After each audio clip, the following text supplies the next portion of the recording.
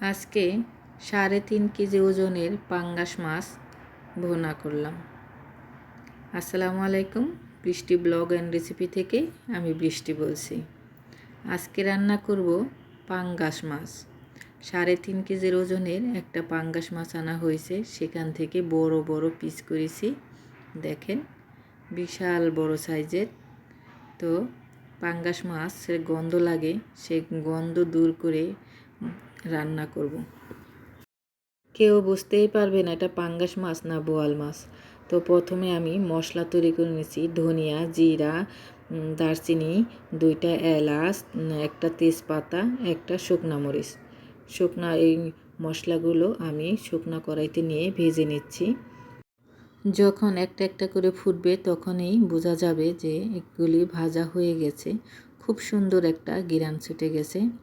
আমি পাটায় এগুলি বেটে নেব, সাথে পেঁয়াজ কাঁচামরিচও বাটবো। কাঁচা পেঁয়াজ কাঁচামরিচ বেটে নিয়েছি সবগুলি মশলা। এখন মাছ আমি ভালো করে ধুয়ে নিয়েছি আর এক এক করে মাছগুলি নিচ্ছি। আমি 3 পিস মাছ নিয়েছি, বিশাল বড় বড় সাইজের। তো এটা হলো পেঁয়াজ বাটা। এই যে পেঁয়াজটা বেটেছি, তারপর যে মশলাটা করেছিলাম সেই মশলা, ধনিয়া, জিরা, আর এটা হলো কাঁচামরিচ। তো কাঁচামরিচ বাটার পর একটু কালো কালো হয়ে গেছে। এখন দিয়ে দিচ্ছি শুকনা মরিচের গুঁড়া, তারপরে হলুদের গুঁড়াটা একটু বেশি দিলাম। মাছ তো বড় বড়, তো কালারটা সুন্দর না হলে ভালো লাগবে না। তারপরে ধনিয়া আর হলো জিরা গুঁড়া। এই যে ধনিয়া জিরা গুঁড়াটাও আমি 2বার দিলাম। এখন দিয়ে দিলাম লবণটা যার যার স্বাদ মতন। সরিষার তেলটাও দিয়ে দিলাম। এখন সব মশলা দিয়ে মাখিয়ে নিব ভালো করে, এক এক করে, কোনো অংশ জানি বাকি না থাকে।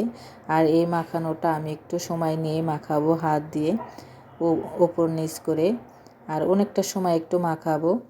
এই যে কি যে একটা ঘ্রাণ, আর যতটা মাখাবো যতক্ষণ, আর মশলাটাও ভিতরে ঢুকতে থাকবে।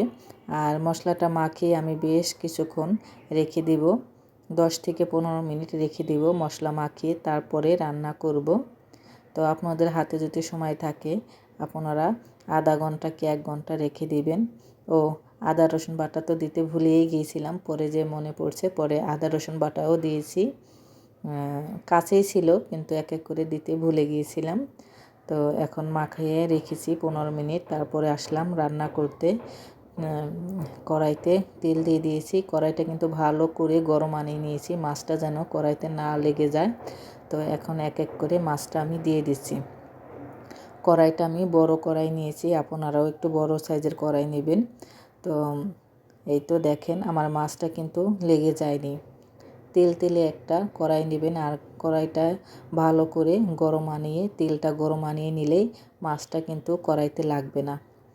আলহামদুলিল্লাহ, আমার কড়াইতে কিন্তু মাছটা লেগে যায়নি। ভালো করে মশলা এখন কষাই নেব। দেখেন আমি কিন্তু এতক্ষণ পানি দিইনি, মাত্রই পানি দিলাম। ভালো করে মশলা আর মাছ ভেজে নিয়েছি তেল দিয়ে। এখন পানি দিয়ে দিলাম 1 কাপ, আরও হাফ কাপ দিয়ে দিব। মাছটা বড়, একটু ভুনা করতে সময় লাগবে, তো আমি আরও হাফ কাপ পানি দিয়ে দিয়েছি। তো আমার ভিডিওটি যে যেখান থেকে দেখতেছেন কাছে দূরে অসংখ্য ধন্যবাদ। ভিডিও দেখার সময় একটা লাইক দিয়ে ভিডিও দেখবেন। আমার রেসিপিগুলো কেমন লাগে সুন্দর মতামত কমেন্টে জানাবেন। তারপরে 2টা কাঁচামরিচ দিয়েছি আর ভাজা জিরা গুঁড়া দিয়ে নামিয়ে নিলাম। তো আমার ইউটিউব চ্যানেলটা সবাই সাবস্ক্রাইব করবেন, যারা করেছেন তাদের অসংখ্য ধন্যবাদ। আমার রেসিপিটা কেমন লাগলো সুন্দর মতামত কমেন্টে জানাবেন। আমার রেসিপিটা কিন্তু হয়ে গেছে, দেখতে যতটা লোভনীয় খেতেও কিন্তু দারুণ হয়েছে। গরম গরম ভাতের সাথে জমে গেছে। তো আজকে এই পর্যন্তই, ভালো থাকবেন, আল্লাহ হাফেজ।